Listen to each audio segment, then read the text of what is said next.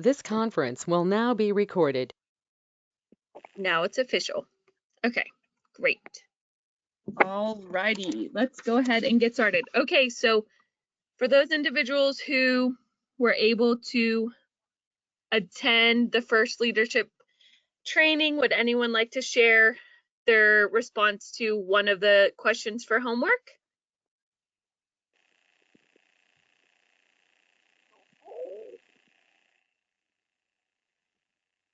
So maybe how does Special Olympics impact your community, or what value do you bring as an individual to community program?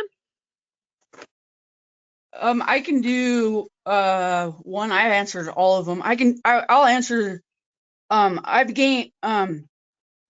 What have you gained from participating in Special Olympics?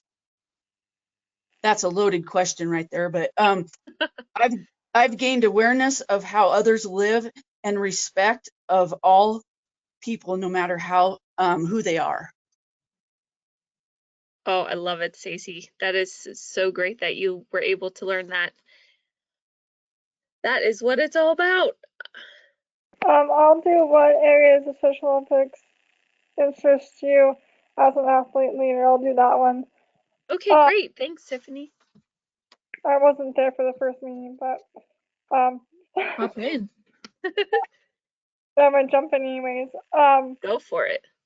I guess just all the different sports that it offers and different ways to do it. Just seeing how many other athletes are interested in it and what their views on it is and how to make it easier or funner or more.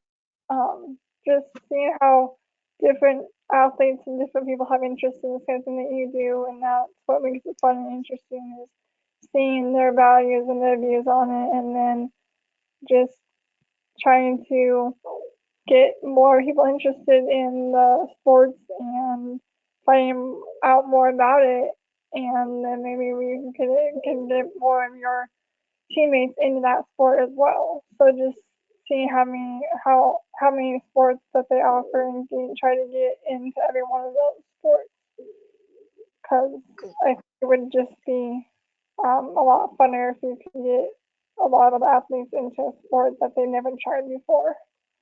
Absolutely. Great answer, Tiffany. Thank you. Awesome. Well, thanks for sharing those. I appreciate it. Would anyone like to read the graphic there? Because these are the 3 guiding principles that we'll be discussing today. Leadership positions, education, and awareness and training. Wonderful. Thanks, Tiffany. I appreciate that. Alrighty, so these are the main 3 guiding principles of the athlete leadership curriculum. This curriculum is literally brand new from Special Olympics North America, and so I've been patiently waiting for it for a whole year, and so I'm super excited to actually be teaching you all about it, and so you can take it out to your community and just be engaged and spread awareness, and yeah, just be your awesome self. So how about we take turns reading through these numbers here? Would anyone want to read number 1? Okay, I will. Okay, take it away, Stacey. Education and awareness building through the unified leadership approach. Awesome, thank you. It looks like Terry and Rochelle. Athletes have a choice in, you go too fast. Choice in how and where they lead in Special Olympics. Wonderful. I'll read number 3. Thank you, Danny. Create meaningful positions of influence and leadership throughout the organization and community for people with intellectual disabilities. Exactly. Well done. Great. Okay, so this first principle here, it is education and awareness. So this is done through unified leadership to developing leaders. It educates leaders of all abilities to value and learn from each other. and to create environments where people with intellectual disabilities succeed in meaningful jobs. So, Tiffany, I'm going to ask you this question again since you already know what unified leadership is, but in your own words, what do you think unified leadership is? I've said this so many times. I know. It is where somebody with a disability and somebody that doesn't have a disability come together, put their thoughts together, come up with either an easier way to do something or a better way to do something. So it's not just totally reliable on the person with a disability. It's a team effort.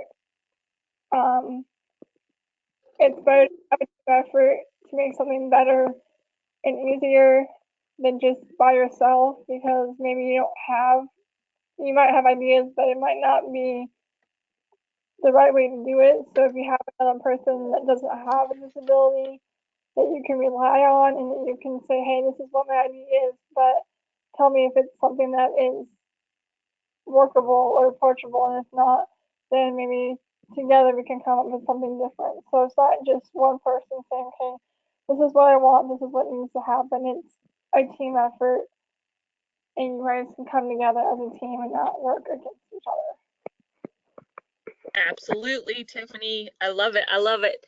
Yep. So that unified leadership teaches leaders of all abilities to value and learn from each other, to inspire that change, to create environments where people with intellectual disabilities succeed in their roles and jobs. So at the local level, ladies, where have you seen this approach take place in your local program, or even if it's just out of the Special Olympics realm, like where have you seen good unified leadership? So just think if you have a supportive boss, or you're involved in a club outside of Special Olympics and someone supports you, anything really applies. I just want to pick your brains about if you've seen that unified approach in your area. My boss at McDonald's in Butte. That's a great example, Rochelle. Thank you. Do you feel very supported by your boss? Yes, I do. And they're pretty amazing because they help us out to teach other people that work out in the lobby in each area. And I do the lobby, and I've been doing that lots and keeping it clean. So at least I've been walking around and find things to do and keep myself busy. I love it. That's a great example, Rochelle. Thank you. You're welcome. For me, Go ahead. it's Go ahead, Danny. for me, it's I worked with with my boss. She's been really supportive of me, and whenever I need to talk to her, she gets in contact with me right away and stuff. That's super important. That's great that you guys have supportive bosses in the work field. And I know Tiffany shared yesterday that she also has a supportive one. So that's super. That's great. Awesome. So you probably have multiple examples of unified leadership in action, which we definitely do. And it's important to know that unified leadership is not a standalone program. So it's actually delivered through Special Olympic sports, health, youth, and leadership work. So it's kind of like an all-inclusive concept that all works together. And it involves giving you guys the opportunities to share your opinions and voices. And by doing this training, you're able to be equipped. You'll know the ins and outs of Special Olympics. Hopefully those who have been in Special Olympics a very, very long time can even learn a thing or two. And then, yeah, just take it out in the community to promote this unified leadership concept and really just change the mindset of those individuals who might have misconceived notions about individuals with intellectual disabilities. So that's why it makes me super excited that we're able to do this together. So the second principle here is training. So athletes have a choice in how and where they lead in Special Olympics. They need to be trained in the knowledge and skills to be successful in whatever they choose. So good example of this is when you all were nominated as athlete ambassadors, which congratulations again, by the way. you were given a choice to participate in either becoming a health messenger, athlete input council member, or development messenger.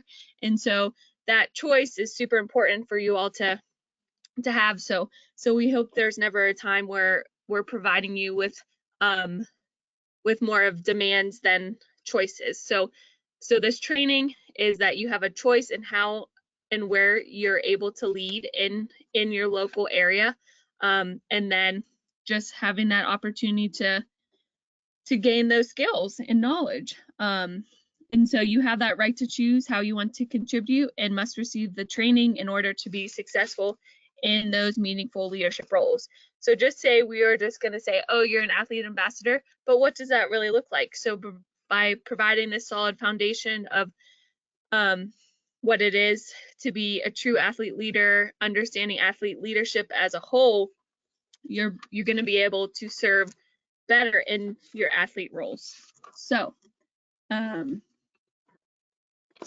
question for you all. Has anyone ever given you a role that you did not want to do? So I'll get you all started.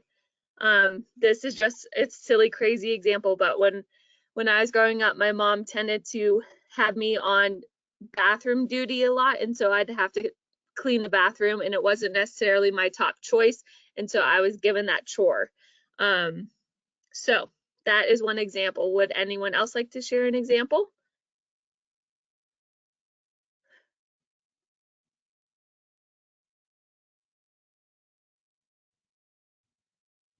Has anyone ever given you a role that you did not want to do?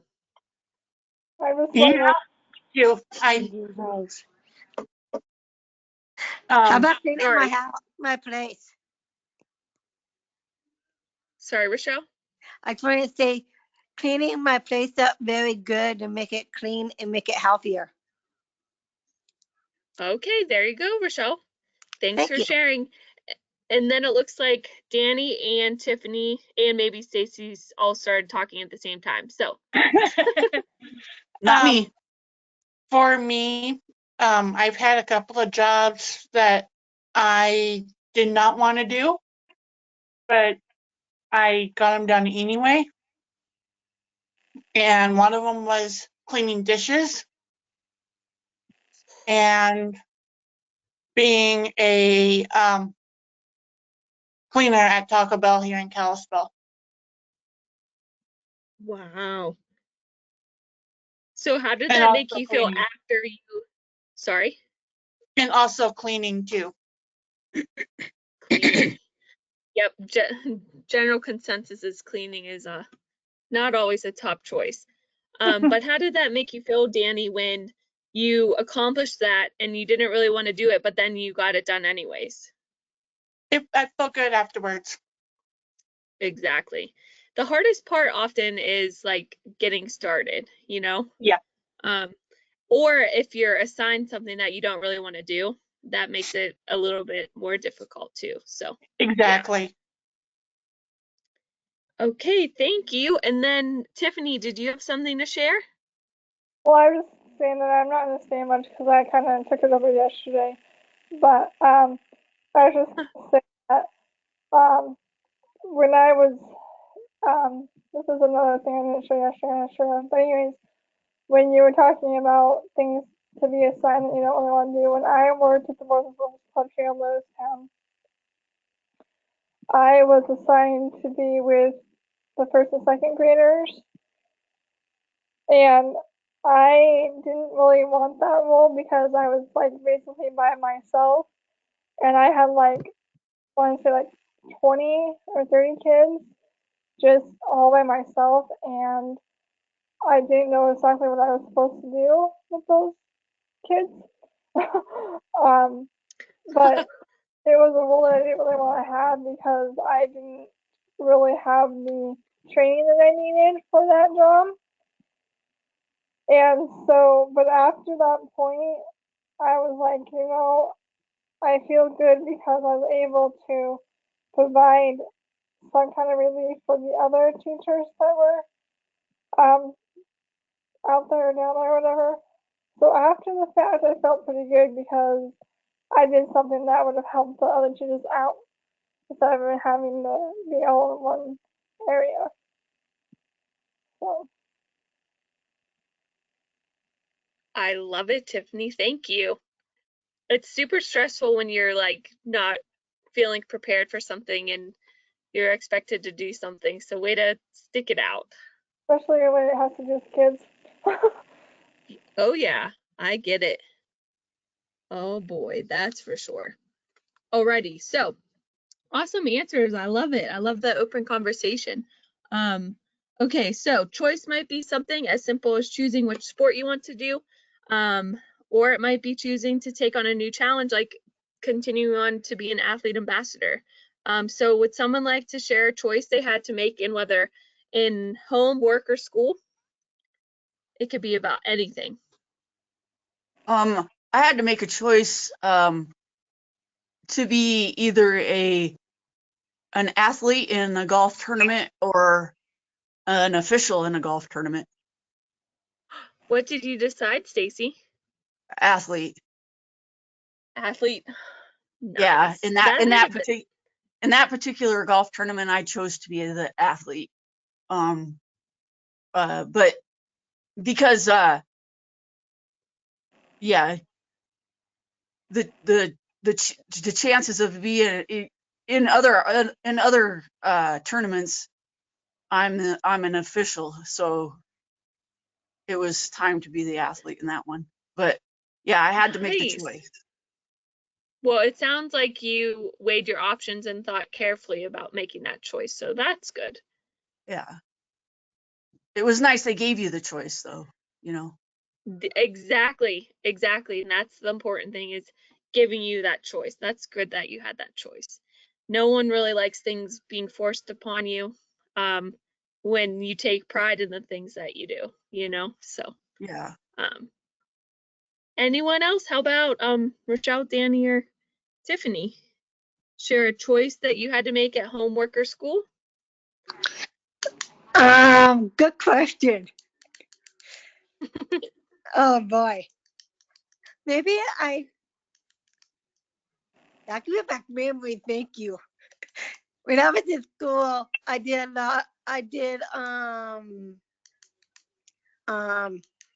math or other things. And also I did Special Olympics when I first started, was when I was in grade school, and I had a lot of fun with that because I did gymnastics before. Awesome. And then skiing is another, and basketball, and I had a really good time with that too because that was from the past. And I did volleyball too. That's amazing. So you had all those opportunities and choices. You had the opportunities to make those choices and see what sports you wanted to continue in. So that's Right, and I also forgot to mention that I did swim a team when I was in high school also. Oh, that's really cool too. Nice. Because I We learned have- all we have- different swimming strokes. That's why I got too good. I love it. I love to hear that. Can I talk for a minute? Of course. Oh my gosh. Anytime you want to hop on, Terry, please share. I would love it.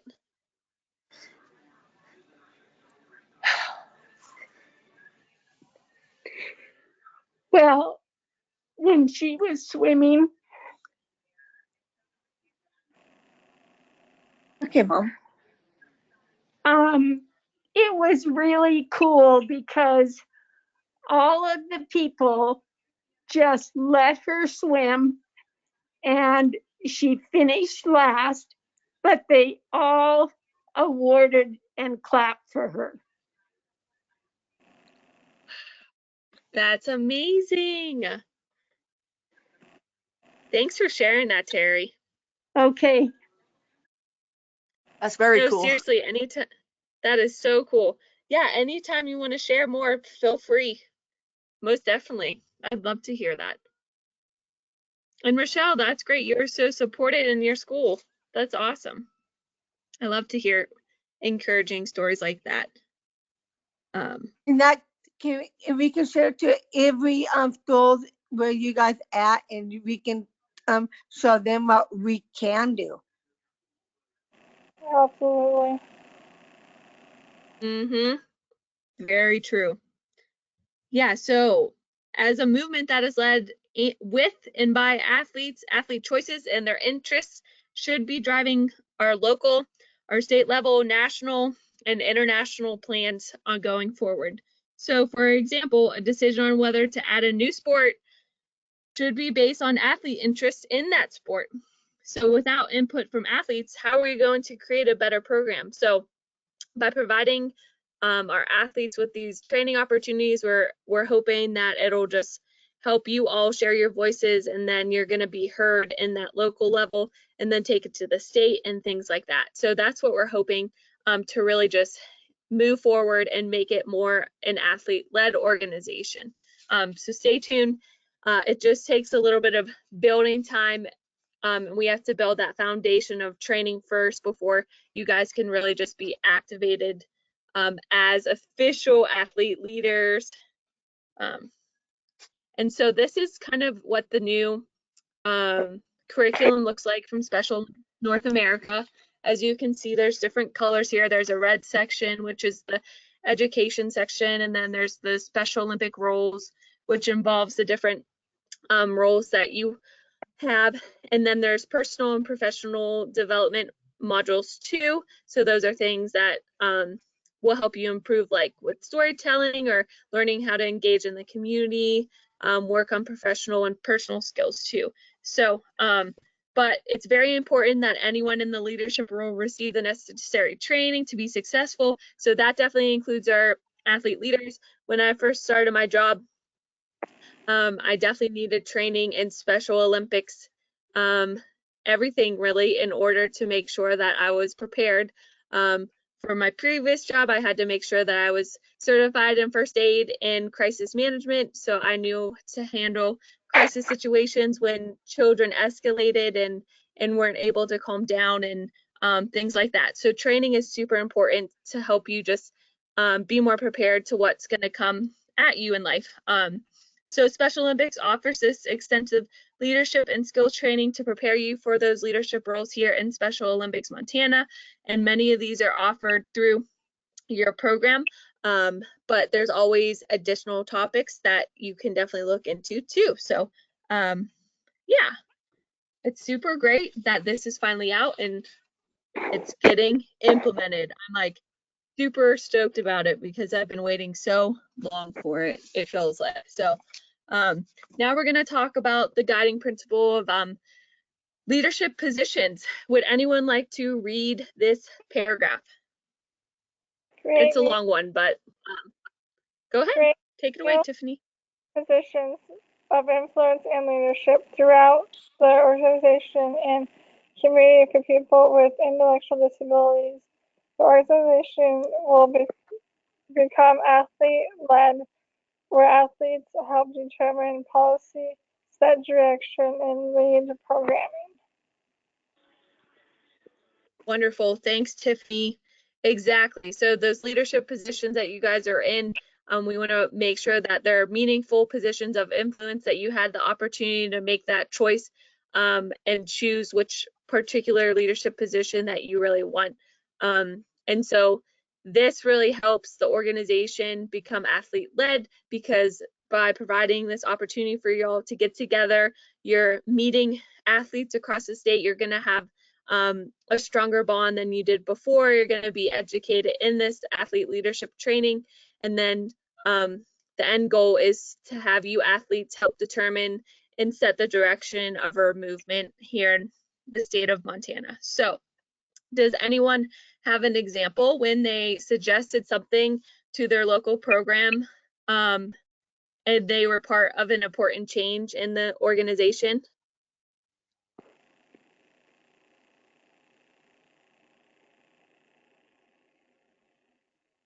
Any suggestions? Well, actually something just happened in a Special Olympics board of directors. And oh my goodness, share, Stacy. I'd love to hear it. I suggested the change. One of their policies was that a Special Olympics athlete doesn't have the same, they only have like a 3-year term, and then another athlete gets put on. Well, because they want more athletes to have an opportunity to be on. And I said that was more of a token position then, because they were just putting an athlete on just to put an athlete on, because they weren't giving an athlete a chance to do anything, because they were just going to be on there and then put off, be on there, put off, be on, change so often. Mm-hmm. And so Yep. they agreed, and now athletes are on there for longer. And as you know, Gary and I have more responsibilities being on the You board do. now, and Significant. yeah, we have more responsibilities than just being on there for 3 years and then off. Because when you get on a board, 3 years seems like a long time, but when you're on a board, it's not, because you don't have meetings every week or anything. They're 4 times a year, and now they're Mm-hmm. virtually, so that's even feels like even less. So you really don't get a whole lot of input in that time. So yeah, so it's nice that they put us on there for longer now.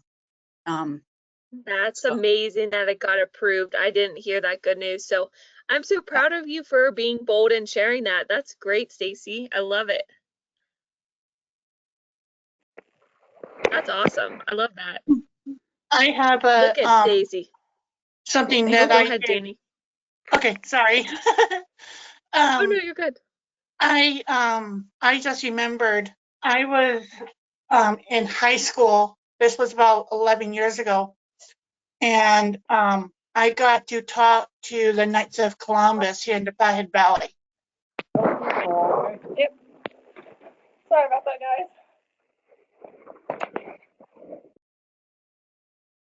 Here, go ahead, Danny. I got to present what Special Olympics is all about to the Knights of Columbus here in the Flathead Oh, Valley. that's awesome. That's awesome. Yeah, those community support organizations are super important. So that's And a great. You're couple of able years to. ago, I Yeah. went to a breakfast or something and talked to the can't remember what it was, but Bob Norby was there. I think that was, he invited me to go to that and stuff. That's pretty amazing. Yeah. Great. Thanks for sharing, Danny. Yep. You're welcome. Yeah, way to be bold and share the mission to I'm sure a somewhat intimidating group of people. So it's not always easy. Good job. Alrighty, Tiffany, did you have something to say? Yeah.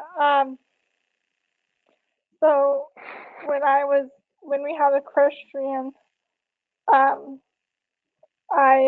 had a good idea to change a little bit of the training that we were doing, and I had mentioned to the coach at that time that we were doing what was called a gate, which is basically just two sides that with a gate with a rope in the middle of it, I guess, whatever. But I was like, well, maybe we should try to learn how to close the gate on horseback, and she thought that was a great idea.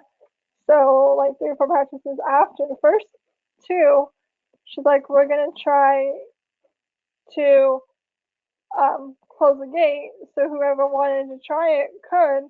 And I think everybody on that team, where there was like, I want to say maybe like 13 of us, or maybe a little less than that, but everybody on that team was able to close the gate by the time state rolled around, so we could all get a higher score for closing the game instead of just dropping the rope and moving on to the next obstacle on that course. So I thought that was pretty cool that she took my suggestion and made it so we could get counted for more than just opening the game and letting the rope fall on the ground. So she took that into accountability and she made everybody try, and the people that could did a better at state and was able to implement that through the rest of the course. So that was pretty meaningful to everybody that she took that into consideration. So Yes, and she wouldn't have known that if you didn't share and speak up what you were feeling and what you were thinking. So that's a great example, Tiffany. Well done.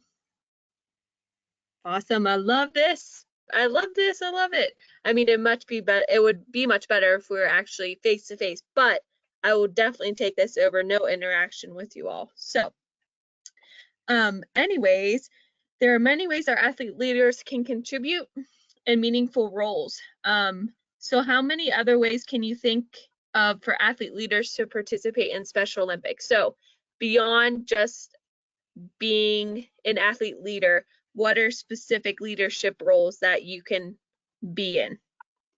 There's no wrong answers.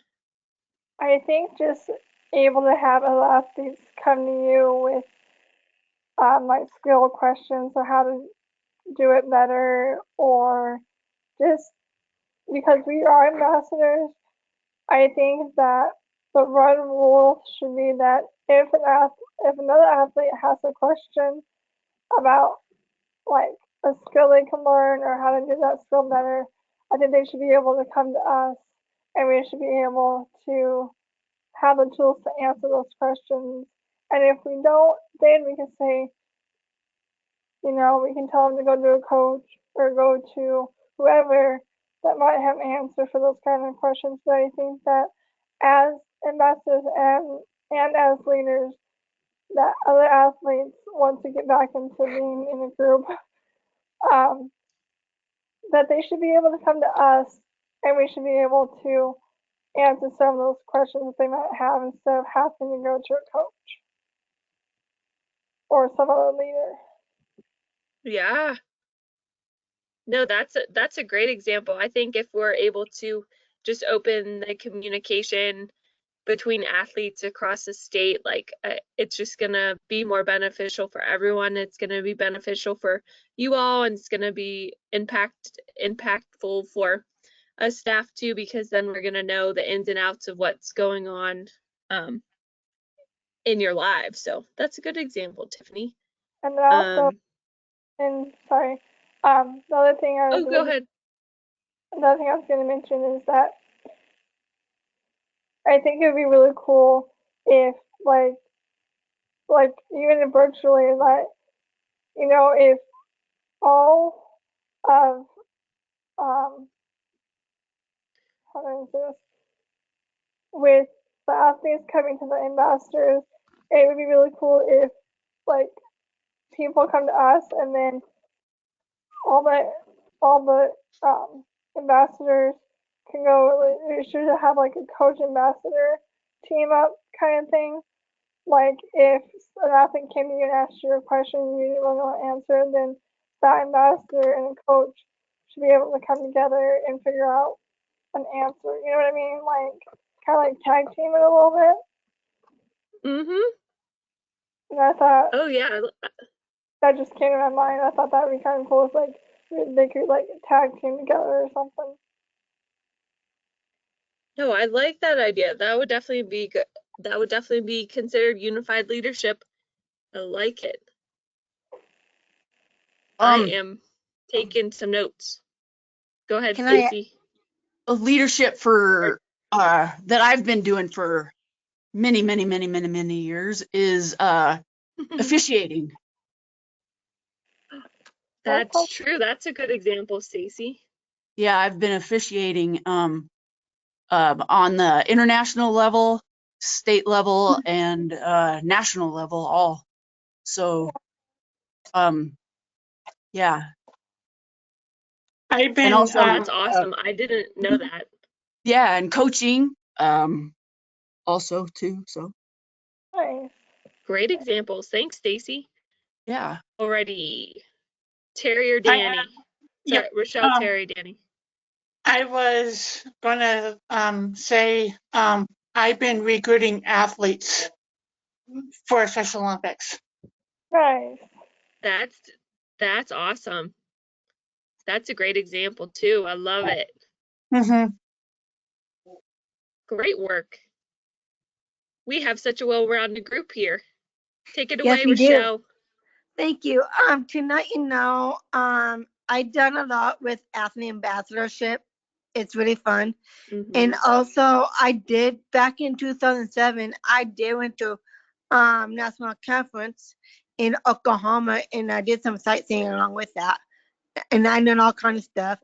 Then I did international global messenger and one in Atlanta with my friend Jordell, because she was one of my global messenger trainer, and she does an amazing job at that. And also I like being involved with that, and I learned all different types of stuff that I learned, and that was a very fun thing. And I really like what Bob Norby said my name in that video when he did that retirement video. That was pretty awesome. And I got little when he announced my name, I got little too excited over that. To not on that one. That's awesome. Thank So you. that's I pretty appreciate it. awesome. I just want to share that to everyone that you guys doing a wonderful job. Thanks, Rochelle. Hey, I would have been excited too if Bob Norby mentioned my name, so that's awesome. Great. I love everyone's feedback and conversation, like I keep saying, but it's just so sweet. I love it.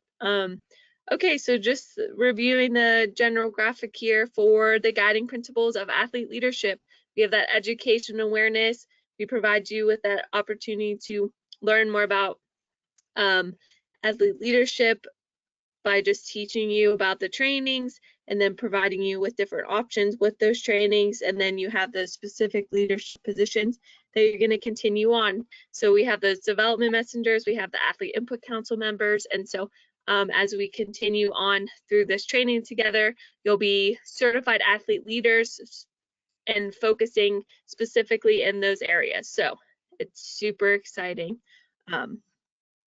So one of the main things that we're really focusing on from the Special Olympics North America to the local level here in Montana statewide is an organizational shift. And so this shift is super important, and we want to become an organization that just shifts our mindset, shifts the way we think. So by doing that, we provide opportunities for you all to lead the movement. Instead of doing things for you all, you help us make the choices and make the decisions. So would anyone like to read the first bullet there? I'll do it. Focus shift to Awesome. Thanks, Stacey. one of respect for athletes, their experience, and their potential to develop their abilities even further. Great. How about the We second don't one? And have I'll read the next one. We don't have that. We don't have Did it. you not get, did you happen to get a packet in the mail? I didn't. It would have been 2 or 3 weeks ago. Yep, I got it. Okay, good. Because I was like, oh no, I had like 2 athletes who never received it. So, Stacey, did you say you didn't get it? Well, I did not get this isn't on there. Oh, that makes sense. Yeah. Got it. So those who can see the screen are able to. Yeah. Are we on organizational shift? Yes. Okay, we got it.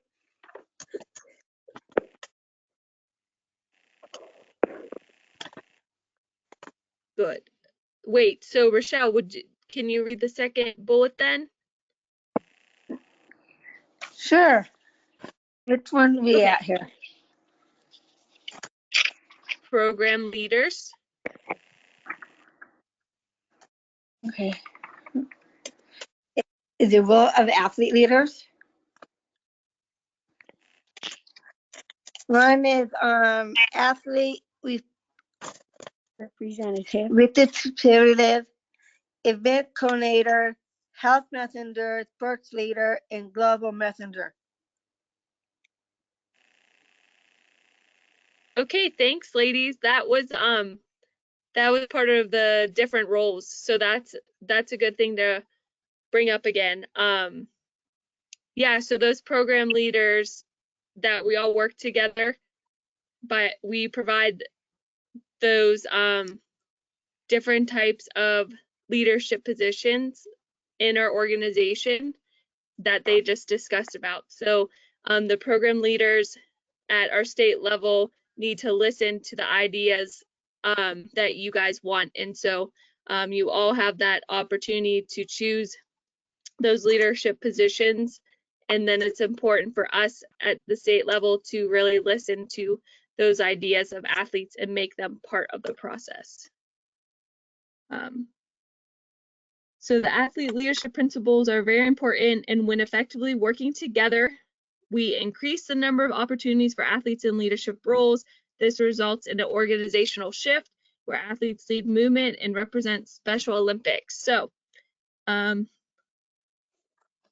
let's take a look at this change and reflect on how you have experienced it. So if you have experienced it at all. So at the beginning, people often did things for athletes. This means that we would do whatever they thought was best for the athlete without much input from our athletes. So in other words, an athlete may have skills, but they are not provided with the opportunity to contribute in a meaningful way. So take a moment to think about a time when you experienced something being done for you, but you thought you were capable of doing it yourself. How did that make you feel?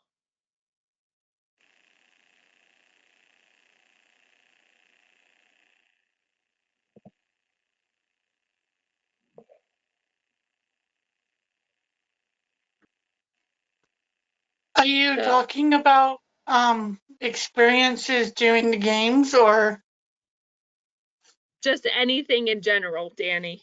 Good okay. clarification question. I love it. Because for me, when I first started Special Olympics, I was really scared and nervous, like I said in our first meeting and stuff, and how I got into the Special Olympics. I didn't know much about it, but when I went to the games for the first time, I did not want to leave home. And I was like 10 years old, and I actually I was really nervous, and people that were helping and volunteering cheered me on and said that it was going to be okay and stuff. Oh, that is a great example, Danny. Thank you for sharing that. Mm-hmm. So you were really your own worst enemy in that, you know? Exactly. Well, way to stick with it. We're so happy to still have you. So great example. Anyone else want to share a time when you experienced something being done for you, but you thought you were capable of doing it yourself? Like Danny said, I think we all have that point in time where like, should we really do this? Is it going to benefit me in any shape, way, or form? And when I started, I did Special Olympics design when I was really, really, really, really little. I don't remember any of it. And then I they pulled me out of it for some odd unknown reason. Still don't know what that reason was for, but anywho, I got back into it when I was a freshman or sophomore in high school, and I kept saying no and kept putting it off and whatever. And one of my teammates at that time was going to school. Well, actually, two of my teammates were going to school at that time as I was, and they kept telling me, you should do this, you should, come and at least watch, us practice, whatever. And finally, I was like, okay, well, I'll think about it. And even before I could even get anyone out, one of my teachers was also involved in special mix as a coach. And she kept bugging me and asking me, when I was gonna get back into it and all this. And I kept telling her, I'm like, I'm not ready to, put myself in a position where I'm not gonna feel comfortable. And So then so what happened? and so then after like a week of like telling them no, I'm not gonna do it, the teacher had me in pamphlet and said, fill this out and we're gonna get you back into it. And so I was like, fine. I was like, I'll just do it. So they quit bugging me. And like a week after, I got right back into it. And it's been 10 years since I rejoined. And I'm not planning to go anywhere anytime soon. So it was just them pressuring me to do it. And I finally gave in and said, you know what do I have to lose? And I haven't lost anything. I've gained friendship. And so I'm glad that I'm able to still be able to do some of the sports and make new friends and see everybody see all the other ambassadors and see their ideas and get to know them better. So I think I made a pretty good choice by sticking with Special Olympics. So it was just them wanting to do it for me and me saying I'm Yeah. So Yeah, that can be tough, but we're super glad that you have stayed with us too and decided to join again. So that's wonderful, Tiffany. Thanks for sharing that. But at the time, you didn't really want to accept what they're offering. Sometimes it's hard to accept help from others. I know that's something that really that I struggle with is accepting help because I want to do things on my own. So yeah, and the judgment is sorry, like Tiffany.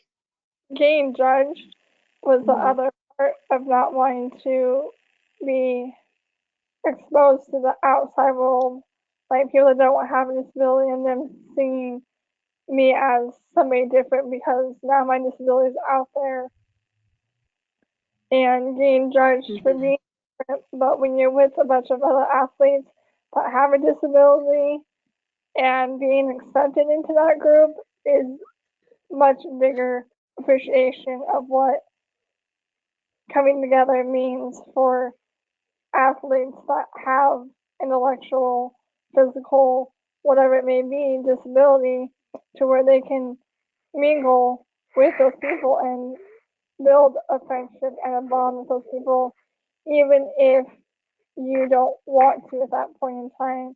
So for me, it was just yeah, my disability is out there, but I have friends in that group that I can confide in and talk to if I need to. And I think it's great that with this new movement that we're doing with the ambassadors is that we can get closer to those other athletes as well as, confiding in each other and being there for each other and backing each other up when something goes wrong or whatever it may be, that they can rely on other ambassadors or other athletes to say, hey, we can get through this together and let's bind together and get it. Let's go through it together. And that way we can be stronger and better at what we do to make everybody feel like they have somebody they can lean on. Absolutely, Tiffany. Hip hip hooray. I love it. That's so true. So, so, so true. That was like a great campaign speech. I love it. Um, yeah, so it's important to request and accept help when you need it, but our goal is to allow you, athlete leaders, to utilize your leadership ability to its fullest. And so this is providing you athletes with the opportunity to give input and offer suggestions. So more recently, the organization has shifted to asking athletes what should be done instead of doing things for you guys. So asking you all for feedback, saying what should be done here. So our goal is to continue the shift to become an organization where we work together and become more of a movement led by our athletes. So I am pop quiz here. What was the last phrase there that I just said? And it rhymes with red. We want the movement to be Lead. what by our athletes? Led. Yep, exactly. Thanks, Stacy. I have to admit, you guys were much faster with that than the first group that I had. So I love it. Well done. Yeah, so we envision this to be an organization where athletes are leading to their fullest ability, sharing decision-making power equally, receiving support when needed. Think about a time when you experienced being included in a meaningful way and had the same amount of decision-making power and responsibility that others did. Like, how did that make you feel? Pretty good, right? Yes. I know when I'm provided with opportunities to give feedback, it always makes you feel super included and just felt taken care of when you're given the opportunity to share how you're really feeling. Yeah, so we really want to continue the shift to make it expand into your community and your workplaces in your local area. So how do you think you can help lead this change of shifting? So instead of us making decisions for you guys, how do you think you can help lead this change in your local areas? Or even how do you think you can create more inclusion in your local areas about sharing?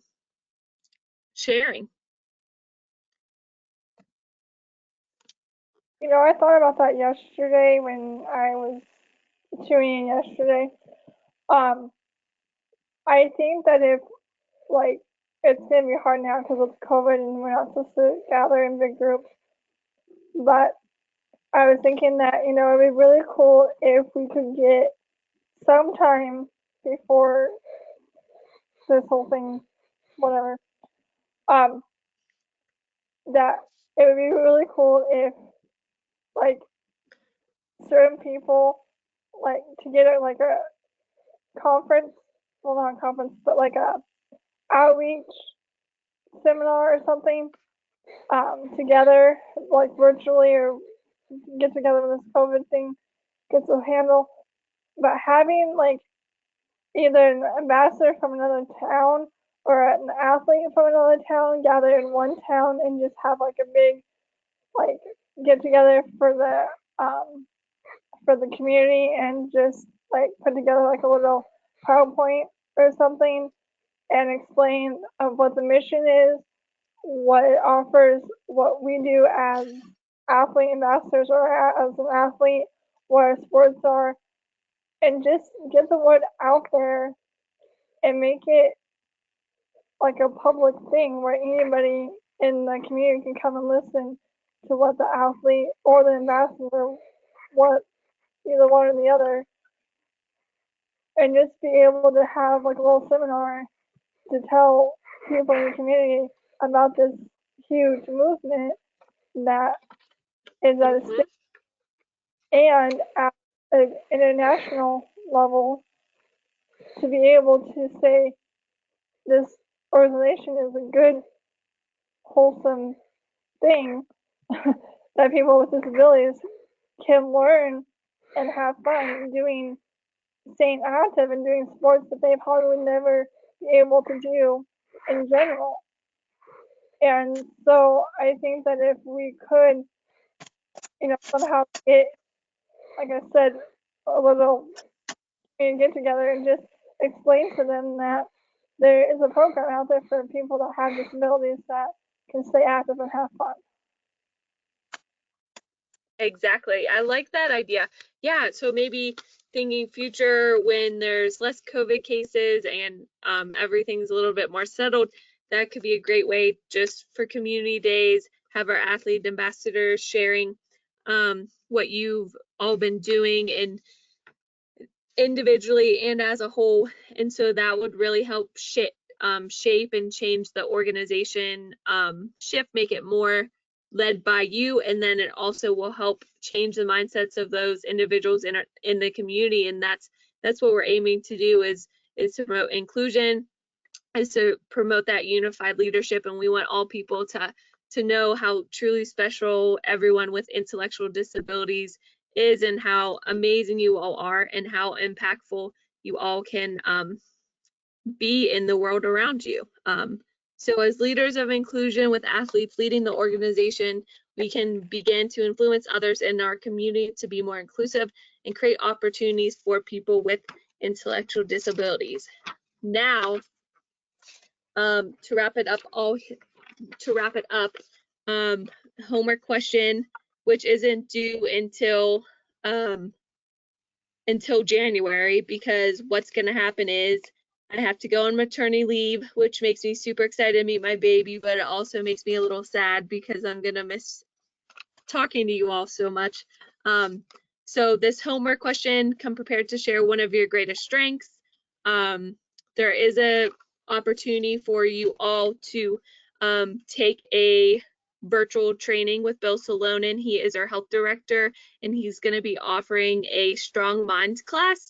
And so a Strong Minds class really just focuses on athletes' mental health, why it's important to stay in community and talk to people and ask for help, and really just dive into what strong minds really are and how you can promote being strong mentally in your everyday life. And so Bill Salonen will be offering that training for you all, as I am the one who was taking lead on the athlete leadership training, and I'll be gone until the first week of February. So we're going to take a pause with the official athlete leadership training until February.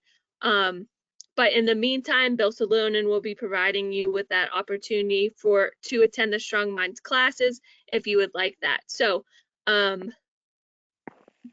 by a not show of hands, but by yeses or nos, would anyone like to be involved in the Strong Minds class? I'm just trying to get a general feel from Bill. Yes. Yes. Yes. Wonderful. You guys, Alrighty. I already have Tiffany's answer.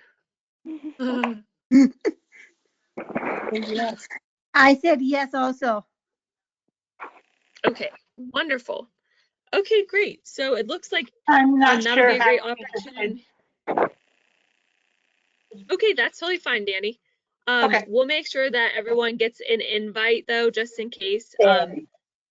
But I just Okay. wanted to take a general poll because Bill was like, do you know how many will be interested or not? And I'm like, I honestly don't know. It just kind of depends. So he was like, just try to see, get a general feel of who might be interested. So, but I'll make sure that I send out that information to you all Monday with the PowerPoint via email, and then to those who can see the screen, there's actually a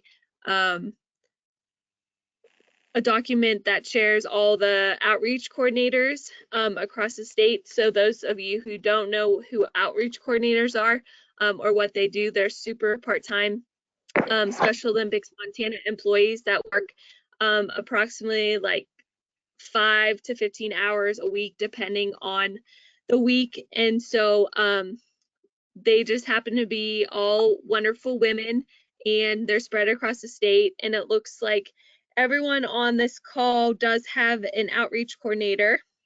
And so for Stacy, you actually have, well, you technically live in Ronan, so your Yeah. outreach coordinator would be Joni Bowman, and she's brand new. Okay. but she's pretty great. And then for Rochelle, we have Jessie Bilquist Jet, which you already know her, so that's pretty cool, Rochelle. And then for Danny, we have Jackie Simmons in the Glacier area. And then for Tiffany, we have Crystal Phillips. And so these outreach coordinators have agreed to share contact information as a way to provide you with support since I'm going on leave. So if there's ever a time where you're just like, I just really want to talk to someone about my day, or I just have a great idea of how to appreciate people in my community or talk about my mission or anything like that, they have all encouraged me to share their contact information. So I encourage you to reach out to get to know that outreach coordinator in your area. They're wonderful. They want to know our athletes more, and they want to get to know you better. So reach out to that outreach coordinator in your area. In the meantime, if you have any questions or need anything like kind of high level, reach out to my supervisor, Mandy Patriarch, or outreach director, Logan Smith. So yeah, I just wanted to make sure you all were in good hands and you didn't feel like, oh, Nancy's gonna have a baby, so now everything has to pause, which is slightly true, but that's why I'm super thankful for this opportunity for Bill, because that'll keep you engaged after the holiday season. You'll be able to participate in that if you would want to. So I also was gonna say, yes, so go ahead. go ahead, Tiffany. Um, Oh, go ahead. you guys, you athletes that are on this call, if you want to get in contact with me, you can have my phone number. So if you ever just want to like talk to an athlete to athlete, you guys are sure then more welcome to give me a holler. Just to put that out there. So if you guys want to do that, that's cool with me. Just trying to get to know my other athlete ambassadors as well. So if that's something that you want to do, just let me know. And What's your number? it is 380-2939.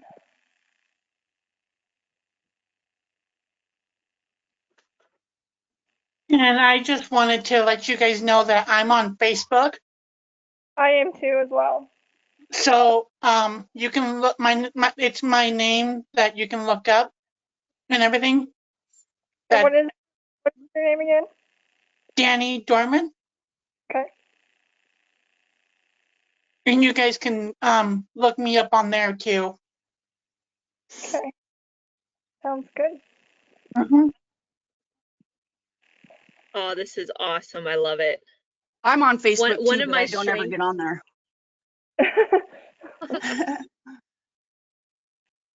And You can still look up Stacy though if you want. Yeah, I get on there about once a week just to see if anybody posted anything, and then I'm off. that's kind of what I do. You guys can look up Tiffany's Facebook too, because I should be on there.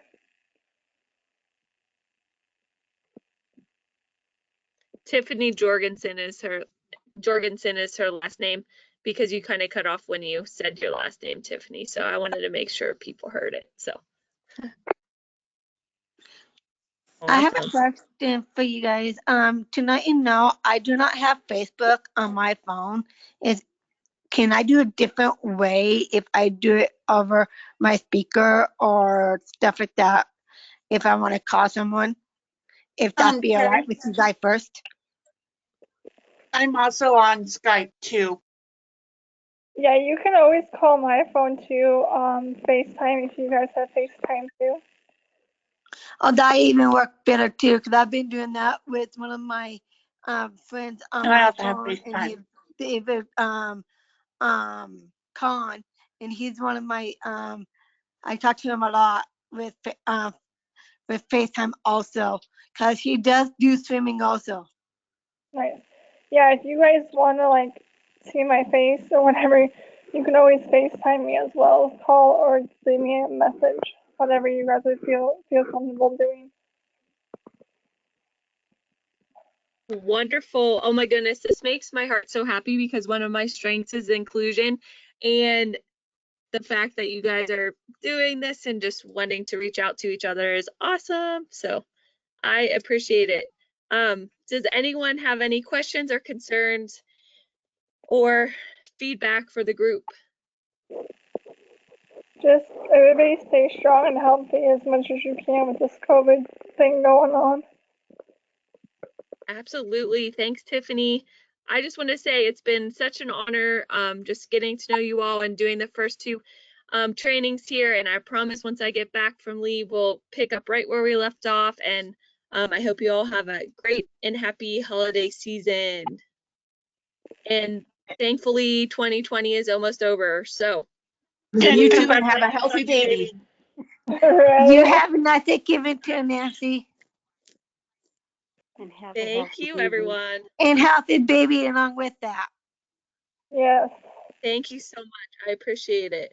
But yeah, so we'll be in touch. I'll send out what I owe you guys on Monday, and then reach out to those outreach coordinators or Mandy or Logan if you need anything additional or just want to talk to anyone. So awesome. Thank you, everyone. And thank you, mentors. We really appreciate it. And happy Friday. Yeah. Yay. Thanks, everyone. Great All right. feedback. Bye. Bye.